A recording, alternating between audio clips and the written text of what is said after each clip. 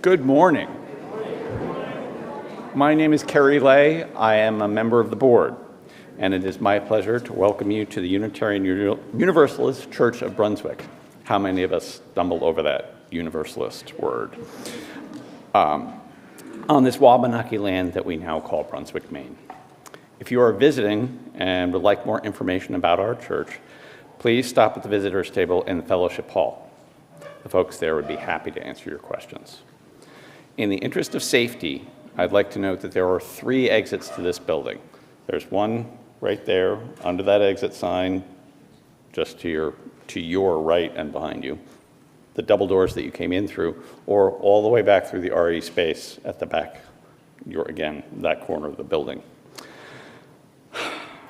So, as we begin service today, I'd like to remind you to turn off or silence all of your mobile devices. And once again, welcome to UUCB. Have a good day.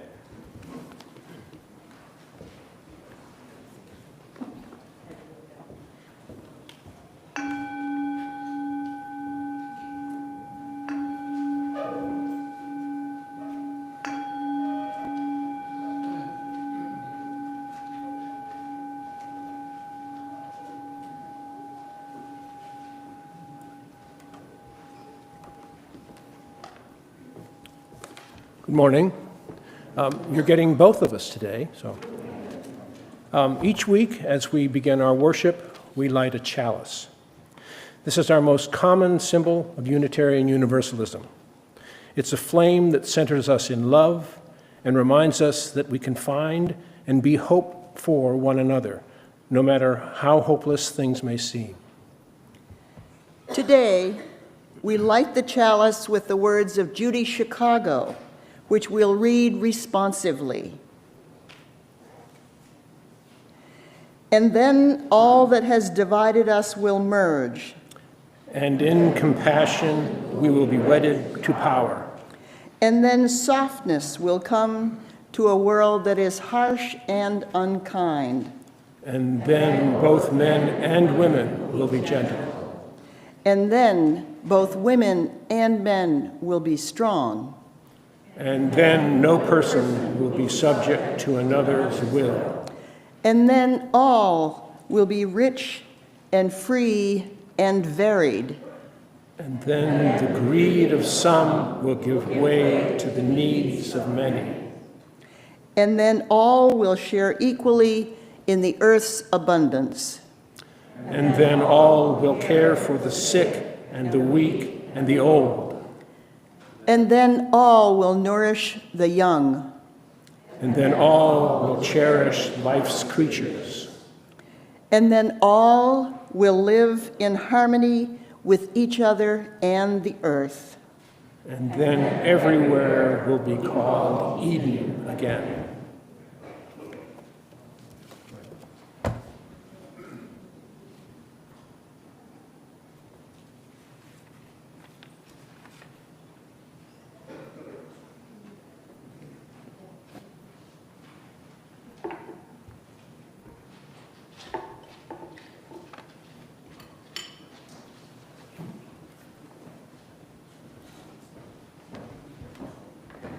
Good morning.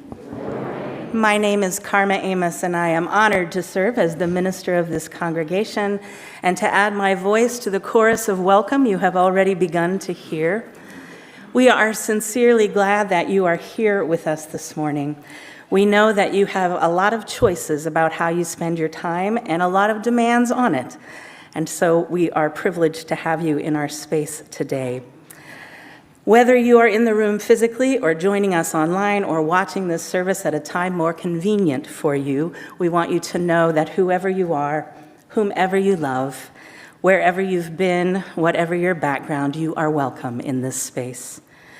You are welcome no matter how you move in this world, no matter how much or how little is in your bank account or your wallet. It is good to be in spiritual community together. This month, we're exploring the theme of liberating love, and today we focus on that special form of love called compassion.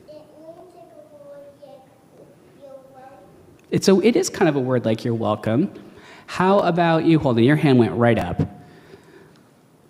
You forget. Does anybody else have it? I forgive you. Does anybody else have an idea of what forgiveness means?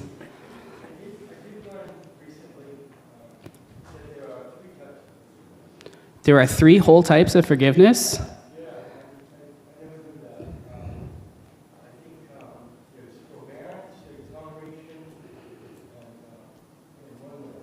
That's above my pay grade today. For today's story, forgiveness is when something happens to you or somebody does something that hurts your feelings or you may not like, and instead of carrying around anger at them, you find a way to let it go and to forgive them. Your hand is up. What's up?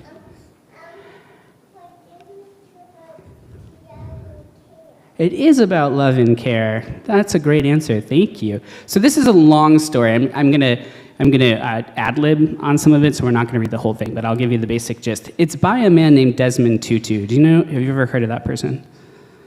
Desmond Tutu was a great peace leader, and he won a very cool prize about peace. Can you imagine what prize that might be?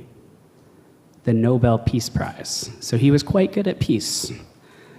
All right, and this is called Desmond and the Very Mean Word. Desmond was very proud of his new bicycle. He was the only child in the entire township who had one, and he couldn't wait to show his friend, Father Trevor. As Desmond sped down the dirt road, he admired the bicycle's shiny black body and the white stripes on the rear fender. Oh, it was beautiful. What do you think, Tess? Beautiful? When he turned the corner, he saw a gang of boys, and they saw him. They stepped into the road and blocked his path. He didn't dare stop. What if they took his bike? Desmond gripped the handlebars and raced towards the boys, dust flying behind him. The boys scattered out of the way, but the tallest, a red-haired boy, spat out a very mean word. The other boys laughed and then shouted the mean word again and again. Desmond pedaled away as fast as he could. His heart pounded and his chest ached. When Desmond finally got to see Father Trevor, he threw down his bicycle. His teeth were clenched, and the mean word kept repeating over and over inside his head, like echoes in a dark cave. "What's wrong?" asked Father Trevor. "Nothing," Desmond said. "Some boys, they shouted a very mean word at me." "I'm sorry that happened," Father Trevor said. "They hurt your feelings, didn't they?" Desmond's shoulders relaxed just a little, and he nodded. "Can you forgive them?" asked Father Trevor. "No, never," Desmond said, his fist balled at his side. "I will get them back." Father Trevor sighed. "That's the problem, Desmond. You will get them back, and then they will get you back, and soon our whole world will be filled with nothing but getting back." That night, Desmond lay in bed trying to read his comic book by candlelight. Instead of the words on the page, he kept seeing the mean word written over and over again. The next day, no matter how fast he pedaled to school, Desmond couldn't leave the mean word behind. All day, the mean word followed him around like a shadow in the hot sun. As he rode home that afternoon, he saw the boys again. His hands and face felt hot. Maybe, he thought, if he got even, he would stop thinking about what they had called him. So he raced past the boys and he shouted the meanest word he could think of. He could hear the boys running after him. Desmond paddled hard, his heart pounding. Finally, he looked back at the boys and they had given up their chase. At first, Desmond felt very proud, but soon he began to feel something else. It was not a good feeling. The mean word he said left a bitter feeling in his mouth. After school the next day, Desmond went to Father Trevor's. "Are you feeling any better?" Father Trevor asked. "No," said Desmond. "When people say mean words to us, we often feel ashamed of who we are," said Father Trevor. "They can make us feel little, less lovable, but it's not true. Desmond, everything we do matters. If we smile or frown, if we say something nice or we say something mean. When we hurt someone, Father Trevor said as he got up. It hurts us too. That night, Father Trevor dropped in to see Desmond's parents. Desmond brought over a pot of tea into the living room. Desmond looked up at the starry sky. He thought he could see even the mean word written on the face of the moon. "It's a very nice bicycle you have," Father Trevor said as he sat down next to Desmond. Desmond had forgotten to show Father Trevor the bike. It didn't matter now. He didn't want to talk, not even to Father Trevor. But Father Trevor came over, still thinking about that mean word. "Yeah," said Desmond. "Our hearts are fragile and easily hurt. That's why we're given a way to heal," said Father Trevor. "It's called forgiveness." "How can I forgive them? They haven't even said they're sorry." You don't need to wait until someone says they're sorry to forgive them. You have the power to forgive whenever you are ready. "I'm not ready," Desmond said. A week later, Desmond was riding his bike down the street when he saw the boy with the red hair surrounded by two older boys. "That'll teach you," one of them said. "We are a couple pages..." There we go. "That'll teach you," one of them said, dunking the head of the red-haired boy into a bucket of water. Seconds later, the boy managed to raise his wet hair, raise his head, his wet hair standing up like a carrot top. He looked like he was about to cry. A woman appeared at the door. "Leave your brother alone. You are as bad as your father. Now get in this house before She didn't even finish her sentence before the brothers were inside and the door had slammed shut. To Desmond's surprise, he felt sorry for the red-haired boy. A few days later, Desmond ran into the neighborhood market to get his father the newspaper. Out of the corner of his eye, he saw a flash of red. Turning, Desmond realized it was the red-haired boy. He was standing alone in front of the candy counter. It was filled with lollipops and delicious chocolates. Desmond wanted to say something, but what? Thinking of the mean word he had shouted at the boy, Desmond finally blurted out, "I'm sorry for what I said." The boy looked at him, speechless. Finally, he stammered, Desmond didn't need the boy to say he was sorry. It would have been nice, but as Father Trevor said, it really wasn't necessary. "I forgive you," Desmond said quietly. And as soon as the words were out of his mouth, Desmond felt a little stronger and a little braver, and he stood up a little bit taller. After buying the newspaper, Desmond went outside. The red-haired boy was standing on a milk crate under a shady tree. The boy stood up and moved towards Desmond. The boy looked around to see if anyone was watching, and then he handed Desmond a piece of candy. For just a moment, Desmond looked into the other boy's eyes and smiled. Then he hurried to get back on his bike, first popping a piece of chocolate into his mouth. As the sun set behind the house, Desmond pedaled home fast, but this time not out of fear, but out of joy. The cool wind felt good against his face. He wanted the sweet taste of chocolate on his tongue to last forever. What do you think of this story? I told you it was long, but it's pretty good, right? So we are going to go and work on some stuff in the children's chapel. So if I can have folks help sing us out with "We Will Keep a Place for You," and you guys can follow me.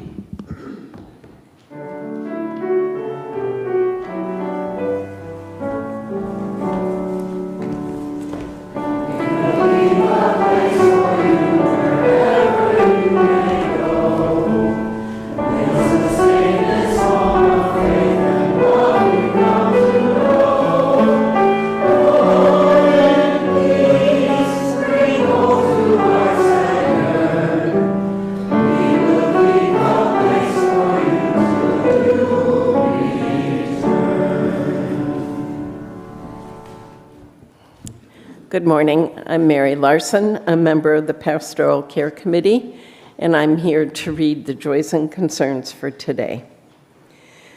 For concerns, Grace Lewis McLaren experienced appendicitis, followed by successful surgery, and is now recuperating.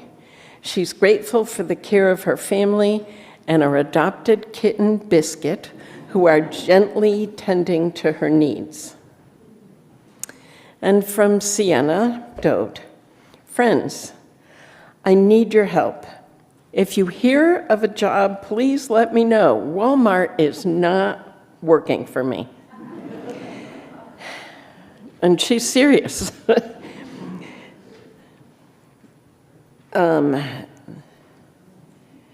This is a combination, I guess, of a joy and concern. This huge joy is also a thank you to everyone, especially to those of you who remember 20 years ago when we began Longfellow Days, our celebration of poetry honoring the legacy of Henry Wadsworth Longfellow, whose portrait is tucked into the corner of the church with his Bible below it. It's also an invitation to join our celebration book launch this Saturday at 1 o'clock right here. And again, thank you for our support for over the past 20 years. And I assume that's probably Mary Lee Tiemann. For another big joy, today is our Minister Emerita Sylvia Stocker's birthday. What a joy it is to celebrate with her and have her as part of the UUCB community. If you are not attending in-person services or would like a joy or concern read from the pulpit, you may send an email to uucbjoysandconcerns@gmail.com. This address is up on the screen and in UUCB's weekly email. Members of the pastoral care team all wear light blue ribbons on their name tags. We are very happy to try to talk with you and help you if you have anything going on in your life or anything you would like to share. It does not have to be read out loud in church. We can keep it confidential and private, but we're here to help and to listen. Thank you.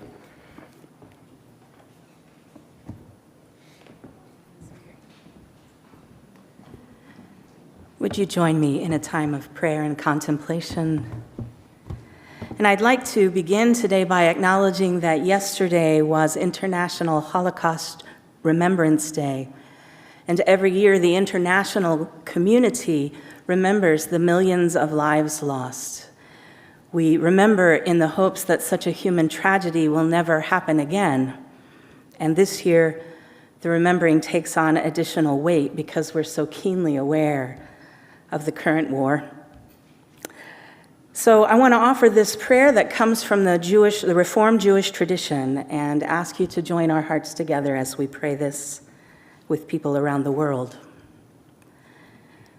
Fully compassionate God on high, to our 6 million brothers and sisters murdered because they were Jews, grant clear and certain rest with you in the lofty heights of the sacred and pure, whose brightness shines like the very glow of heaven. Source of mercy, forever enfold them in the embrace of your wings. Secure their souls in eternity. Adonai, they are yours. They will rest in peace. Amen. And our prayers expand to encompass all the people who are experiencing suffering right now, both here in our own neighborhoods and around the world. We pray for the people of Gaza and the West Bank, Israel, and throughout the region, for the people of Ukraine and Sudan and every other place plagued by violence, for a cessation of war and the emergence of a new way of being that honors every life and leads us all in the ways of justice and love, in the ways of peace. As our topic today is compassion, and there is a central compassionate practice in Buddhist tradition and other meditative traditions that invites us to focus our care in concentric circles, beginning with ourselves, extending to those closest to us, then to those further away, until finally to all beings with whom we exist interdependently. I want to invite you in this time of prayer to join me in a compassionate practice modeled on the metta or loving kindness meditation. And we're going to use the words of the prayer response that we've been singing throughout this month. The words are based on Rebecca Parker, and hopefully you've begun to know it. Extra points if you've begun to sing it to yourself when you're not here. And as we sing the song several times through, we'll begin with the personal. There is a love holding me. And then I want to invite you to picture someone in your life that you know personally, someone you care about, the first one who comes to mind. And we'll be singing then in the second person, there is a love holding you. And picture them as you sing. Send love their way. Then think about a person or a situation in the world that seems a little further removed from you, and send loving thoughts their way. There is a love holding them. And finally, as we zoom all the way out and see ourselves in the picture, right alongside all the other people on the planet with whom we share life and aspirations for peace, there is a love holding us. Does that make sense? We're going to sing the song several times through, and I'll give you just a little prompt as we go. But let us begin right now. Settle into your body and sing this first verse as a lullaby to yourself.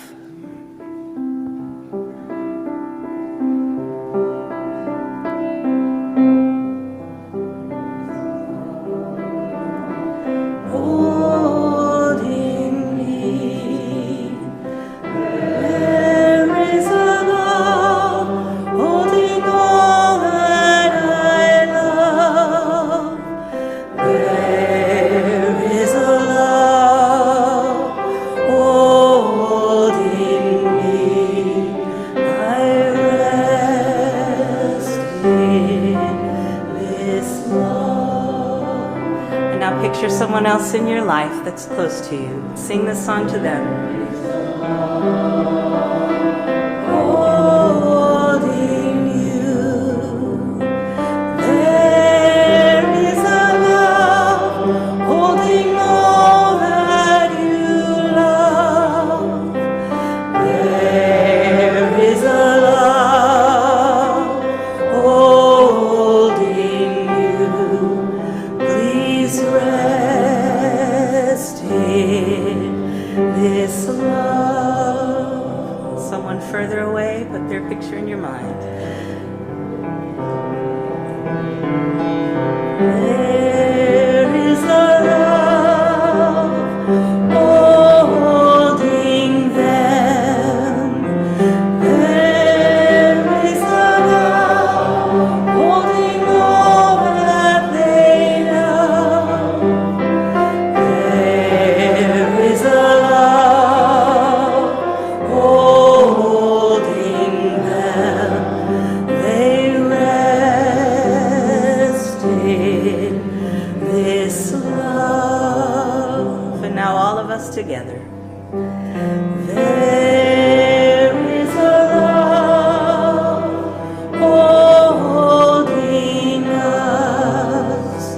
There is a love holding all that we love.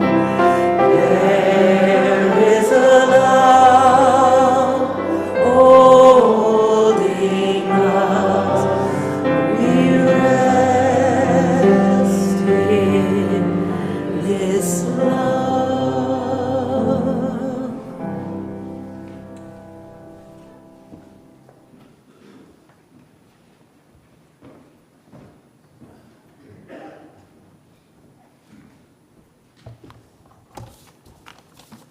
Good morning. The reading today is A Contribution to Statistics by Wisława Szymborska.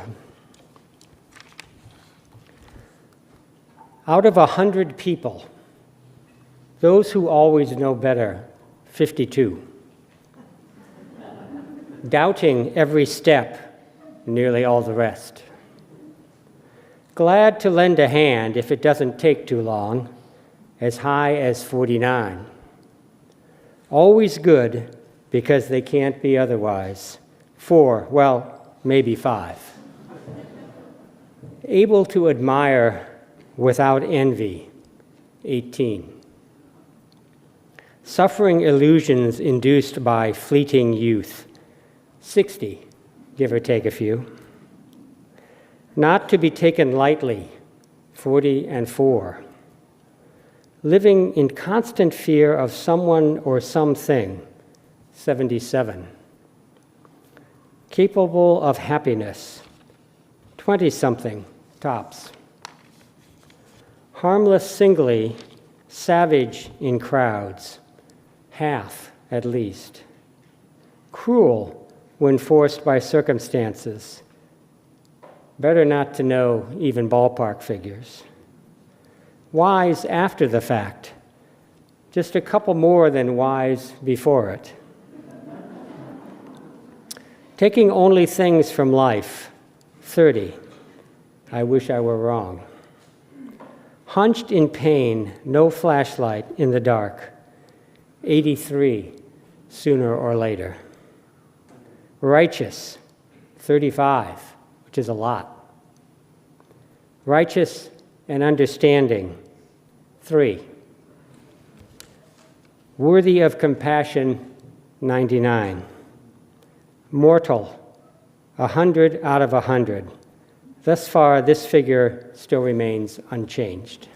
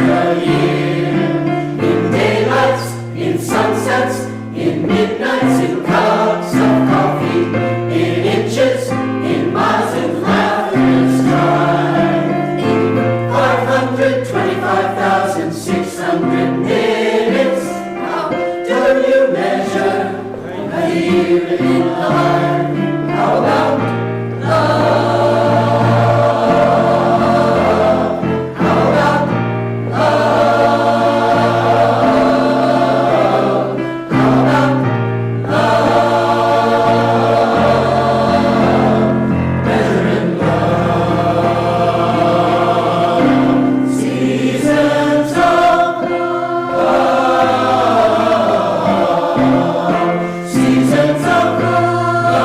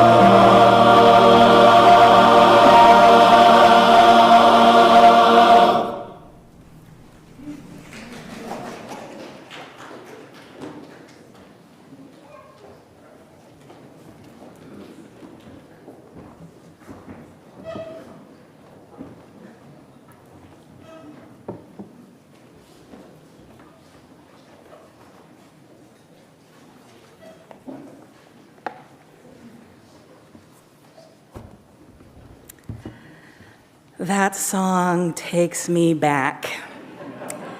It's one of those pieces of music that transports me not only to a specific memory, but to a certain context that has shaped a great deal of my life. The song Seasons of Love is from Jonathan Larson's hit musical Rent.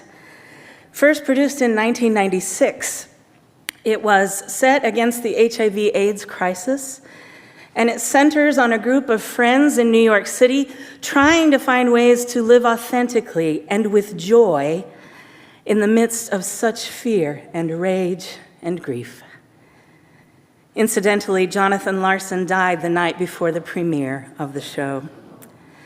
Now, I mention this background because in thinking about the topic of compassion, I realized that so much of my life, my formative experience of compassion, took place during that time in my life, during my early adulthood. I didn't learn about compassion first in a classroom, to be sure, but experientially, through the messy and unpredictable process of living life in relation to other people. I'll give an example. Picture it, Tulsa, 1994. Come on. It shouldn't be that hard. That's my nod to Sophia Petrillo, of course. So picture it, Tulsa, 1994. I was 22 years old. I had been out to myself for several years by then, and when I came out publicly, I came out. The media would call me. I was, I think, under lesbian on their speed dial, and they would call and they'd say, "Karma, would you tell us what lesbians think about this new legislation?" Well, of course, I can speak for all lesbians. But before long, I was appointed by the mayor of Tulsa to serve on the mayor's commission for the status of women. I was the only lesbian, strike that, I was the only out lesbian, and I was the youngest appointee. I don't know if I was the youngest appointee ever, but I was the youngest appointee in some time. I felt completely out of my league, completely out of my league. When I went to the first meeting, I was super nervous. I was trying to shrink into the corner, and a woman noticed. She approached me. She introduced herself as Carmen. She said hello. She told me how glad she was I was there in a way that I believed her. And she said if I needed to know anything, I could just ask her, and she ended by just placing herself right next to me, saying, "I'm just going to sit right here with you." Carmen was the only Latina woman in the group, and I soon learned that she ran a compassionate care organization for those infected and affected with HIV/AIDS. There were several things that Carmen did for me that were compassionate in the time that we served together. To begin with, she noticed that I was feeling some kind of way and stuck inside myself.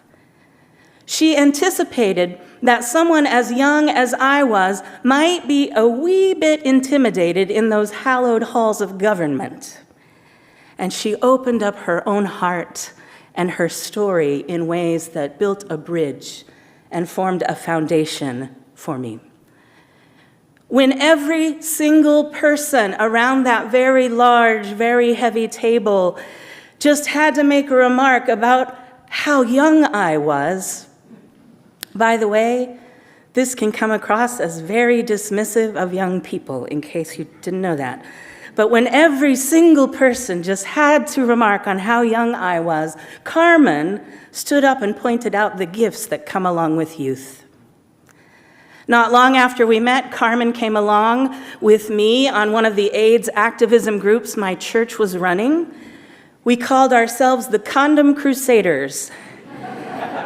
And on weekends, with condom hats and capes, it was a look. We went and distributed safer sex materials in bars. Carmen herself came and volunteered at a testing clinic that was held in our church office. Again, providing compassionate care to people going through a terrifying experience of waiting for a diagnosis. By the end of my first year on the commission, Carmen had arranged for me to be the leader of a conference in Tulsa on how HIV/AIDS affects women. And she taught me by doing it with me some of my very first lessons in community organizing. You know, I hadn't thought about Carmen for a very long time, but the experiences that I had then, going to so many funerals, singing that song at so many memorial services, volunteering every week in some kind of way. I know now that those experiences taught me some of my most important lessons about compassion, which I'm still learning, and I want to share some of those lessons with you. Compassion really simply is about our ability to put ourselves in the shoes of another and try to really understand their perspective. The word compassion literally means to suffer with another. It is about our willingness to connect, really authentically connect, vulnerably connect with another person. And that takes work, especially if the other people are very different than we are, or, not to put too fine a point on it, if we don't like them. Compassion includes things like sympathy, that expression of understanding someone's situation. Sympathy comes most easily when we ourselves have been where we know someone else is. Sympathy, literally feeling with, is what happens when you lose someone close to you and another person really understands that because they've lost someone close to them too, and they know what it's like. There's a sympathetic bond that can occur between those folks sometimes. That can be a part of compassion. Compassion also includes things like empathy, which is different than sympathy and certainly different than pity. I hear the voice of my seminary advisor, the late Reverend Dr. Frank Stolfa, saying, "Empathy begins where sympathy ends." Empathy begins where sympathy ends. When we haven't been through what someone else is going through, when their experience might be quite foreign from our own, but we make a choice to try to imagine what that would be like. We make a choice to feel a little bit of the emotional weight of their situation and respond with genuine care. That empathy is also a core component for compassion. Here's another thing that's been important for me to think about. As I mentioned earlier, the mandate to be compassionate lies at the heart of every religious, spiritual, and ethical tradition. It's often articulated in what we now call the Golden Rule, which says we should treat others as we want to be treated. Now, the core of that idea is articulated in various ways across tradition and culture and time, all of them helpful in their own way. Some early examples dating back to almost 3,000 years ago put it in the negative as a prohibition. This is what's called as the Silver Rule, actually. For example, ancient India's epic, the Mahabharata, says one should never do something to others that one would regard as an injury to oneself. In ancient Greece, Thales of Miletus put it this way, and I like this one: avoid doing what you would blame others for doing. Confucius says, what you do not wish for yourself, do not do to others. Positive articulations of this, the classic Golden Rule, are as prevalent. Jesus said, in everything you do unto others as you would have them do unto you. He also said that the commandment to love your neighbor as yourself was one of the most important things. And let's be clear, Jesus was using air quotes when he said that. This was not new material introduced in the New Testament by Jesus. Jesus was quoting his Jewish tradition, and that lies at the heart of Judaism still. Islam as well. One of the hadiths says, none of you can truly be a believer until you love for your brother what you love for yourself. Can you imagine how radical that would be if we played it literally economically? unless you love for your brother what you love for yourself. Similar statements exist in Hinduism, Taoism, Buddhism, the Baha'i faith, Wicca, other pagan traditions. The list goes on and on. It is ubiquitous. Contemporary discussions about this also include critiques of the Golden Rule, and that's important to hear as well. For example, Dave Kirpin says the Golden Rule is a splendid concept except for one thing. Everyone is different. And the truth is, in many cases, what you'd want done to you is very different from what someone else would want done to them. If you need a silly but concrete example of this, consider the mayhem that so many mothers-in-law have caused when they have generously offered, or just done it, rearranged the kitchens or the cabinets of their children's spouses. Kirpin suggests a way to avoid that pitfall by proposing what he and others are calling the Platinum Rule, which says that you should treat others the way they want to be treated. There's a lot we should consider about that, particularly through the lens of love and justice. We cannot make cross-cultural assumptions about what other people want or need, and multiple things can be true at the same time. At the same time, making an effort to imagine, to be empathetic, is a good starting place as we work towards compassion for those we don't understand, so long as we religiously check our privileges and assumptions. I want to mention just 3 more lessons that I'm still learning about compassion that feel important to name in the context of our current world. Compassion is the anti-me first movement. Compassion is the anti-me first movement. Thinking of ourselves first is simply not what compassion is about. It is the problems caused by me first thinking that compassion can help us solve. That applies to global situations as well as intimate personal ones. For example, any notion of America first is the opposite of what compassion calls for as global policy. Compassion insists that unless there is an end to suffering for you and a resolution of your plight, there can be no carefree luxury rest for me. What would it look like if we dethroned ourselves from the center of our world as the determining factor for everything and put another there? Compassion is not the same thing as being nice, and it is not a free pass for bad behavior. Just as Dr. Carla Sherrill shared last week that it's important for us to hold love and justice together as guardrails, it is important for us to combine compassion with accountability. We can understand and empathize with someone behaving badly without excusing their harmful behavior. We need to. And finally, it is important to note just how essential it is for us to show compassion to ourselves. We make a fatal flaw if we do not remember to put on our own metaphorical mask before trying to assist others with theirs.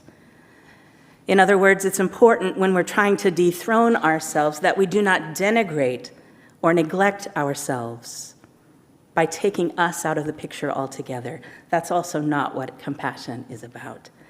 It's not the me first movement, but I'm still an important part of the puzzle. Does that make sense? Great. For many of us who have been enculturated into perfectionism, showing compassion to ourselves, being understanding and accepting of our own humanity is important to our mental, emotional, and relational health.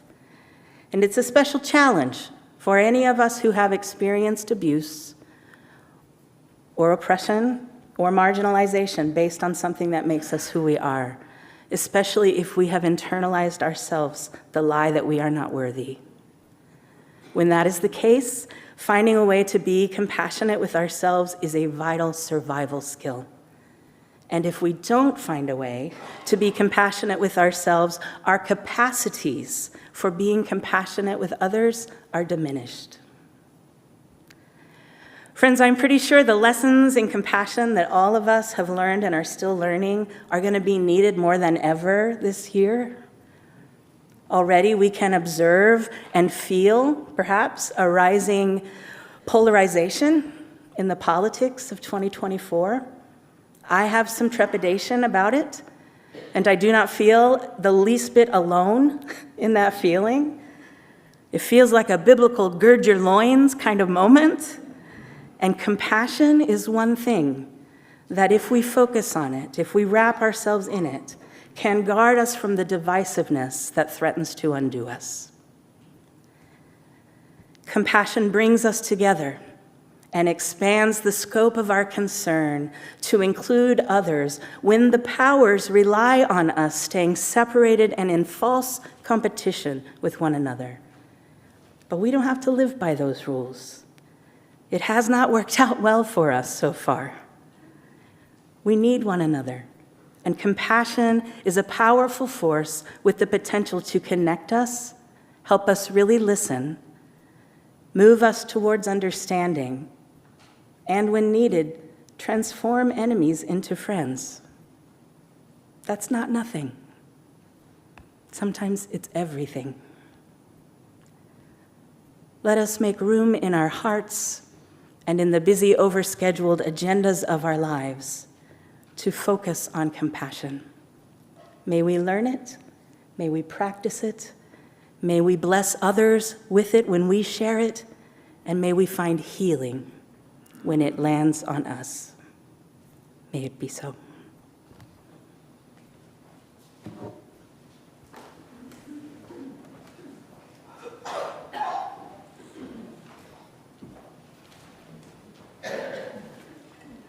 Thank you very much, Karma.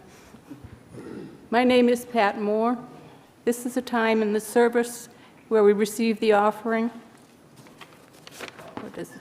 All Sunday non-pledged cash is split with the monthly Charity with Soul. This month's charity is the Oasis Free Clinic.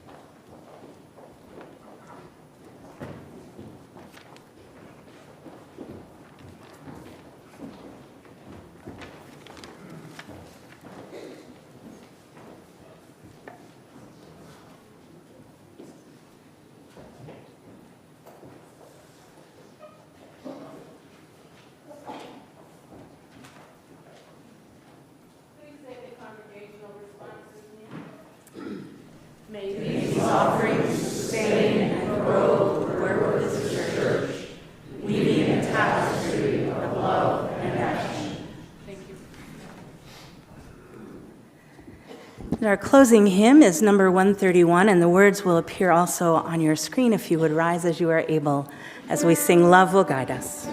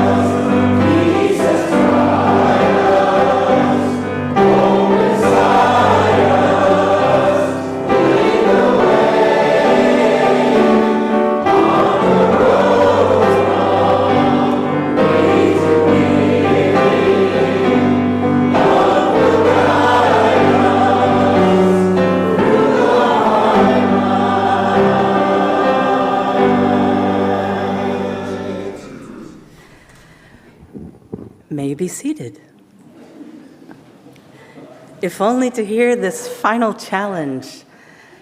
May compassion soften and enlarge our hearts so that we are able to be guided by love.